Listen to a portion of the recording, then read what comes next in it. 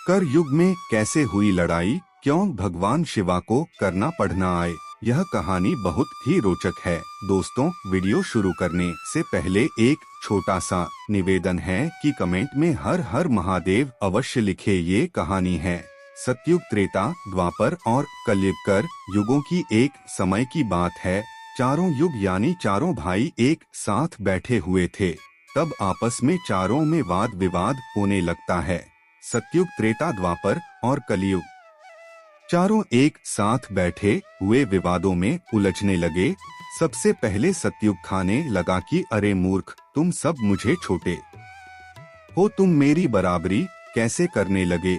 जब त्रेता युग ने यह बात सुनी तो खाने लगा कि तुम सबसे बड़े कैसे हो सकते हो, तुम सब में सबसे बड़ा तो मैं ही सर्वश्रेष्ठ हूँ, तुम मुझे सर्वश्रेष्ठ नहीं हो सकते। तब तक द्वापर युग बोल उठा कि तुम सर्वश्रेष्ठ कैसे हो सकते हो, तुम सभी में श्रेष्ठ तो मैं हूँ, तुम्हारा श्रेष्ठ होने का तो प्रश्न ही नहीं उठाता। तब तक कलयुग खाने लगा कि तुम तीनों श्रेष्ठ बन रहे हो, परंतु हकीकत तो जानते ही नहीं, वास्तविकता में श्रेष्ठ तो मैं हूँ।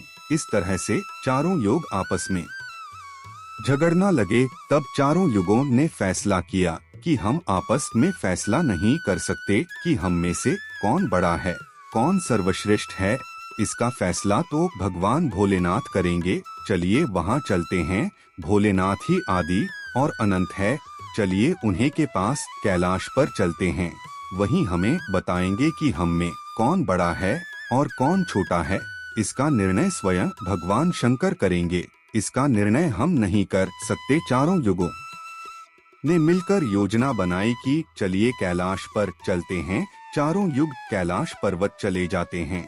जब वह कैलाश पर्वत पर पहुंचने हैं तो द्वारपाल उन्हें रोक लेते हैं। द्वारपाल कहते हैं कि तुम चारों कौन हो और कहां जा रहे हो। तो चारों युग खाने लगे हैं। द्वारपाल, हम भगवान शिव से मिलन चाहते हैं, उन्हें हमारी आने की सूचना दीजिए। स्वयं नंदीश्वर महाराज भगवान शिवा के पास आए और भगवान शिवा से खाने लगे हैं। प्रभु है कैलाशपति, आपसे चारों युग मिलन चाहते हैं। भगवान शिवा कहते हैं कि जो उन्हें सम्मान सहित हमारे समक्ष ले आओ। भगवान नदी ईश्वर चारों युगों को लेकर पहुंच जाते हैं भगवान शिवा के पास। भगवान शिवा ने चारों को सम्मान सहित अपने दरबार में बैठाया। चारों लोग भगवान शिवा को प्रणाम करते हैं।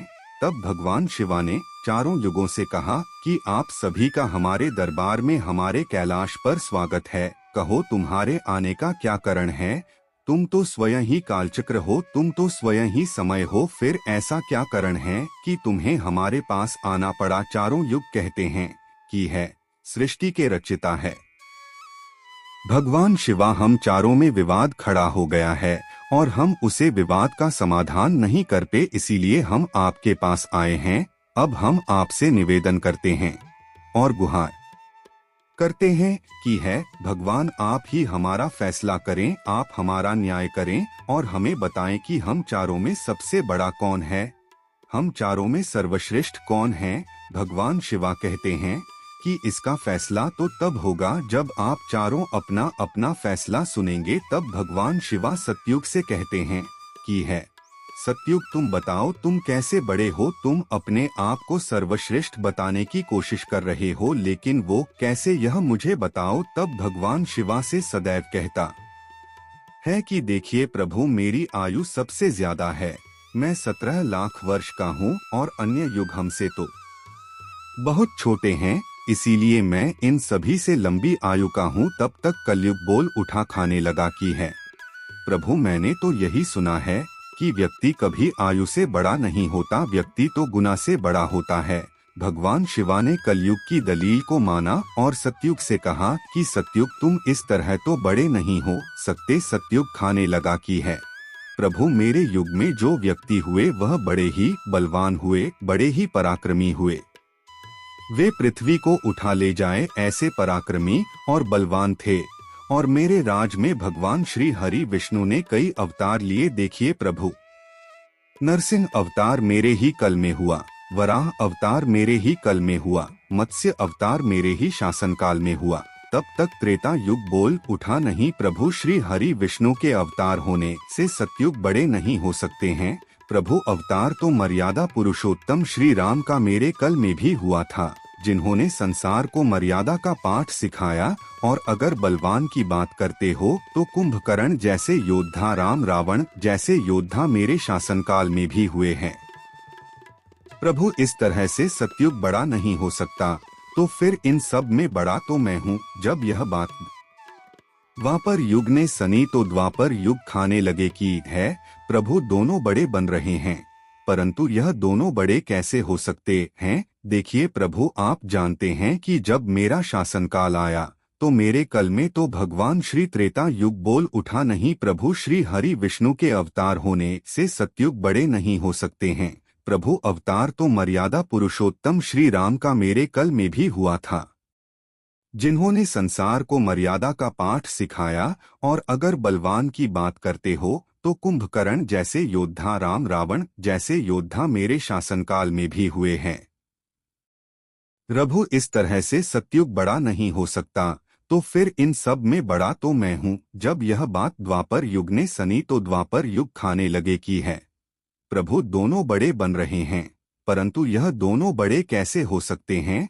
देखिए प्रभु, आप जानते हैं कि जब मेरा शासनकाल आया तो मेरे कल में तो भगवान श्री अवतार हुए। उनमें कई कमजोरी पी गई थी, और जिनके शासनकाल में कमजोरी वाले मनुष्य हो वो सर्वश्रेष्ठ कैसे हो सकता है?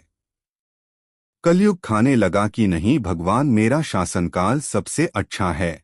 मेरे युग में व्यक्ति के भोग विलास के लिए कई सुविधा हैं, अच्छे अच्छे और नई नई तकनीक से परिपूर्ण मेरा योग, मेरा शिवाने चारों युग सतयुग, त्रेता, द्वापर और कलयुग की वाणी सनी चारों के उत्तर सुन, फैसला कैसे किया जाए। पास में ही माता पार्वती बैठी थी। माता पार्वती कहती है कि शासनकाल सभी में सर्वश्रेष्ठ है। जब भगवान चारों की बहस सनी तो भगवान शिवा अपने माँ में विचार करने लगे और सोने लगे कि इनका है। प्रभु अगर आप ही इनका फैसला नहीं करते तो फिर इनका फैसला कौन करेगा? फिर तो चारों भाई आपस में ही मार जाएंगे हैं। महादेव, इसीलिए आप ही इनका फैसला कीजिए। सभी देवता मिलकर भगवान शिवा से खाने लगे की है, भोलेनाथ आप ही इनका फैसला करें, नहीं तो चारों युग अगर आपस में लड़ने लगे तो फिर क्या होगा? सृष्टि का कालचक्र रुक जाएगा, समय का प्रवाह रुक जाएगा। भोलेनाथ आप ही कुछ कीजिए। भगवान शिवा कहते हैं कि ठीक है, मैं समस्त गानों की बात मानता हूँ, मैं इन चारों युगों का फैसला करूँगा। भगवान शिवा ने चारों लोगों से कहा कि चलो ठीक है, मैं तुम चारों की परीक्षा लूंगा और जो परीक्षा में सफल हुआ वही सबसे बड़ा होगा। सतयुग बोल उठा की है, भगवान आप जो चाहे वह परीक्षा ले लीजिए, लेकिन सबसे बड़ा तो मैं ही रहूंगा। कलयुग कहता है प्रभु हम भी परीक्षा देने के लिए तैयार हैं, आप तो बस परीक्षा लीजिए। चारों युग परीक्षा देने के लिए तैयार हो जाते हैं। भगवान शिवा ने 100 टन वजन का एक लोहे का परसा लिया और कैलाश पर्वत के नीचे एक तलहटी में रख दिया और उसे परसा के पास में ही एक चावल का देर लगा दिया। भगवान शिवा ने चारों युगों को बुलाया और कहा कि तुम चारों की परीक्षा अभी हो जाएगी। भगवान शिवा सतयुग से कहते कि सतयुग मेरे 500 गण यहाँ बैठे हैं और इस पर्स में रखे हुए चावल को बनाना है, तो इन चावलों को तुम्हारे युग का व्यक्ति ही बनाएगी और मेरे यहाँ जितने गण हैं वह सब भजन करेंगे। भगवान शिवा कहते हैं कि हे सतायोग, तुम तुम्हारे युग का व्यक्ति बुलाओ और उसे भजन बनाने के लिए भेज दो, हम सभी लोग यहाँ खड़े होकर देख रहे हैं। जब भगवान शिवा की बात सतयुग ने सनी तो एक बहुत बड़ा बलवान योद्धा सतयुग ने बुलाया और कहा कि जो बेटे इस परसा में चावल बना और बनाकर के भगवान शिवा के इन सभी गानों को भजन करो। अपने महाराज का आदेश सुनकर के सतयुग का आदमी चला है और वहां आकर के देखा है कि उसे परसे का भर 100 टन से ऊपर है, हजारों माह से ऊपर का बरस है। पर वह तो सतयुग के युग का व्यक्ति था, वह बड़ा ही बलवान था। उसने एक बहुत बड़ी भट्टी कोड़ी भट्टी खोदने के बाद पेड़ों को तोड़ करके लाया और उसने अग्नि जलन के बाद बरसे को एक हाथ से उठाया और उठा करके भट्टी पर रख दिया और चावल उठाया और परसा में डाल दिया, पानी डाल दिया और चावल बना दिया। जब बहुत विशाल परसा में चावल बन गए तो उसे व्यक्ति ने, जो सतयुग का था, समस्त गानों को बैठाया, पत्तल दिया और चावलों से भजन कर दिया। अपना कार्य पूरा करके भा अपने मलिक सती युग के पास आया और खाने लगा की है, प्रभु मैं जा रहा हूँ, अब मेरा कम हो गया है। भगवान विष्णु और अन्य लोग यह सब देख रहे थे।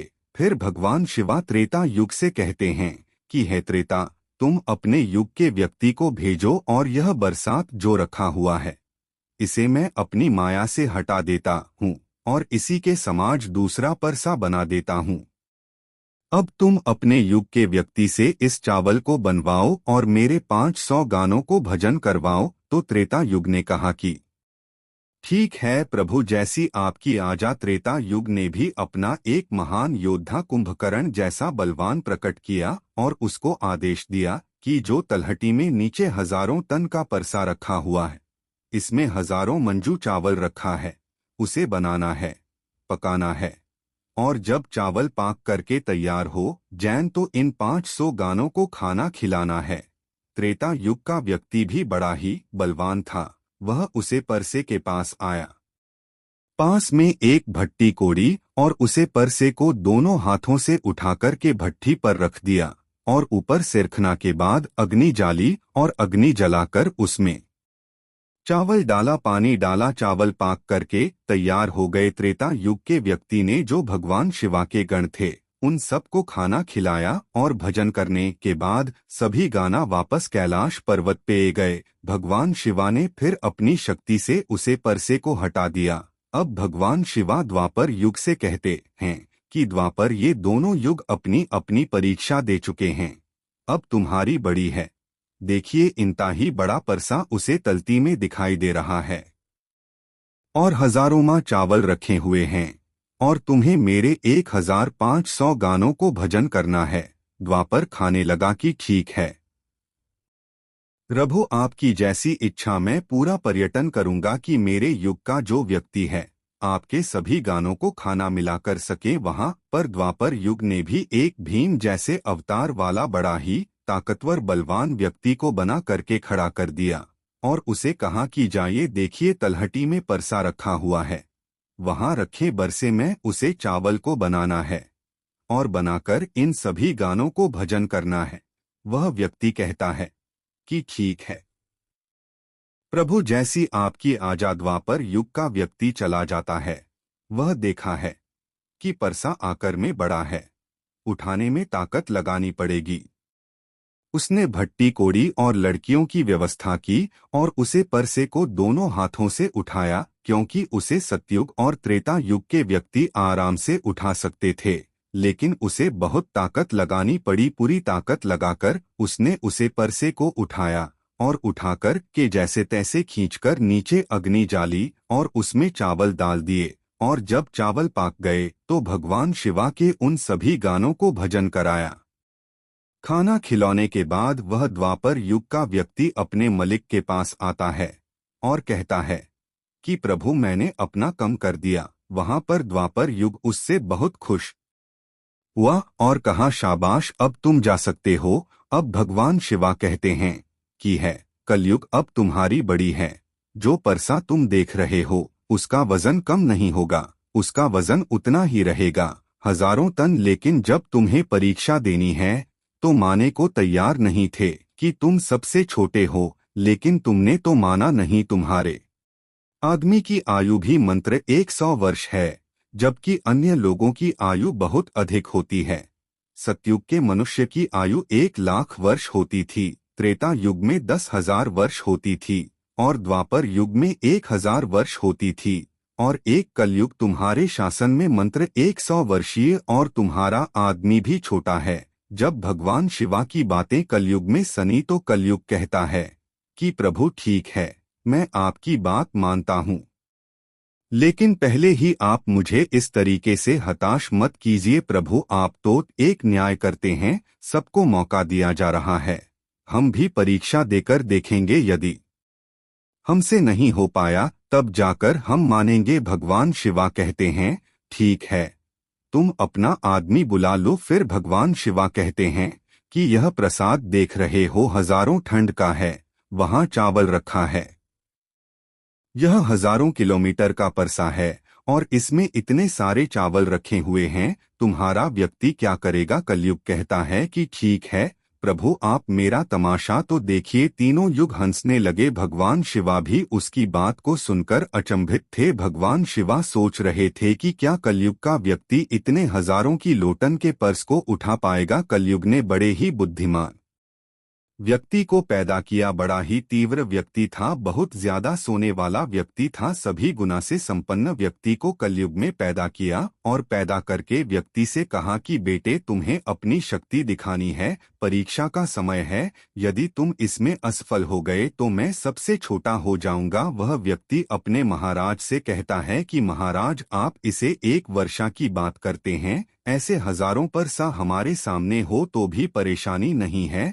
जब उसे व्यक्ति की बात को तीनों लोगों ने सुना तो वह हंसने लगे। कह रहे थे कि छोटा सा व्यक्ति जिसकी लंबाई मंत्र 3 हाथ है, यह क्या करेगा? जबकि हमारे युगों के मनुष्यों की लंबाई तो बहुत हुआ करती थी। यह बात बिल्कुल सच है। सतयुग के लोगों की लंबाई 21 हाथ और त्रेता युग के व्यक्ति की लंबाई 14 हाथ और द्वापर युग के व्यक्ति की लंबाई 7 हाथ थी और कलयुग के व्यक्ति की लंबाई लगभग 3 हाथ होती है। कलयुग कहता है कि आप बस देखते रहिए, मैंने लड़के को भेज दिया है। कलयुग का आदेश प्रकार के वह कलयुग का तीव्र बुद्धि वाला व्यक्ति उसे तलती में आया।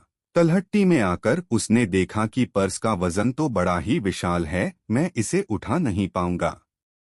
तो उसे व्यक्ति ने दिमाग लगाया, उसे पर्स के नीचे मिट्टी खोदना शुरू कर दिया। परसा तो उसने हिलाया भी नहीं और उसके नीचे भट्टी खोदकर तैयार कर दी। लड़कियों की व्यवस्था करने में उसे तब थोड़ा सा भी समय नहीं लगा, क्योंकि लड़कियां वहीं राखी हुई थी। उसने उन लड़कियों को उठा लिया और उसे भट्टी में आज जल्दी बरसे में चावल डाला, पानी डाला और बस कुछ ही समय में चावल पकड़ के तैयार हो गए। वह कलयुग का व्यक्ति कितना दिमाग वाला था, उसने कुछ भी नहीं किया, पर्स के नीचे भट्टी कोड़ी और उसमें आज जल्दी चावल को डाल दिया और चावल में पानी डाला और चावल पाक भी गया। जब चावल पाक गए तो भगवान शिवा के गानों को एक कतर में बैठा दिया। उन गानों से कहा कि आप मेरा साथ दें और आप इस चावल को आपस में परोस दीजिए। भगवान शिवा के कर विशाल गण चलते हैं और उन चावलों को बाल्टियों में भर भर के सभी गानों को परोस दिया। तब कलयुग कहता है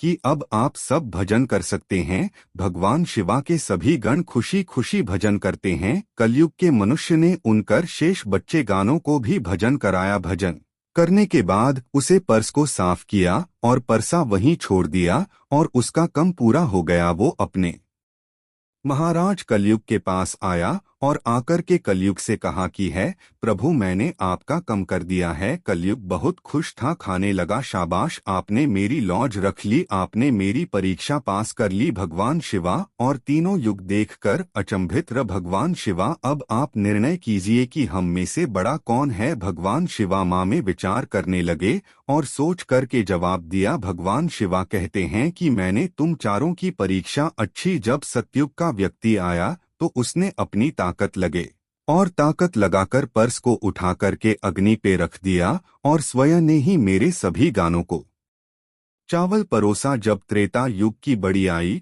तो उसे व्यक्ति ने भी बिल्कुल ऐसा ही किया। परसे को उठाया, भट्टी पर रखा, उसमें चावल डाला, पानी डाला और उसे पकाया और सबको खिलाया। और इसी तरीके से द्वापर युग के व्यक्ति ने भी किया। परंतु आपने देखा कि मंत्र 3 हाथ का व्यक्ति, इसकी बुद्धि देखिए कितना विशाल पैसा था, शायद उसे हिल भी नहीं सकता था। उसने उसे परसे में चावल बना लिया। मेरे इतने गण थे कि अगर वह बाल्टियों से परोस था तो वो शायद परेशान हो जाता। तो देखिए, उसने उनमें से ही कर गण अपनी सहायता के लिए बुलाए और चारों गानों से भजन परोस आए और स्वयं बैठा रहा। यह तो बड़ा बुद्धिमान व्यक्ति हुआ, यह तो बड़ा ही बुद्धिमान युग हुआ। भगवान शिवा कहते हैं कि कलयुग बड़ा ही बुद्धिमान व्यक्तियों का युग होगा। इसमें मशीनों का आविष्कार होगा, बड़े बड़े दिमागधारी होंगे। भगवान शिवा कहते हैं कि तुम सब युग जैसा शासन करते आए हो, ठीक है, माना तुम्हारे युगों में मनुष्य धार्मिक हो, लेकिन तुम्हारे युग के व्यक्तियों में बुद्धि का अभाव था। उन्होंने कभी अपनी बुद्धि का उपयोग नहीं किया। नहीं